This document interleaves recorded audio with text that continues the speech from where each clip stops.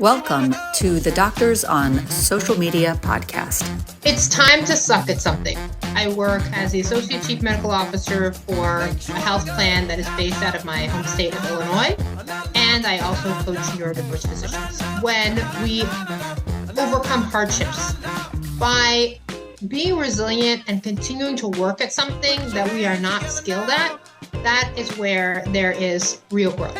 There are resources for the individuals that used to struggle so much and be so isolated in that really arduous journey to becoming a physician. And you and I both know this because we have both earned medical degrees. The success is sweeter when you have overcome a struggle to get there. And are suddenly hit on the head with the realities of society, and mom and dad aren't there to protect them, and that will be bad. Yeah, absolutely. It's hard as a parent. It's very hard as a parent, absolutely. But hey, we learn too. That's a struggle.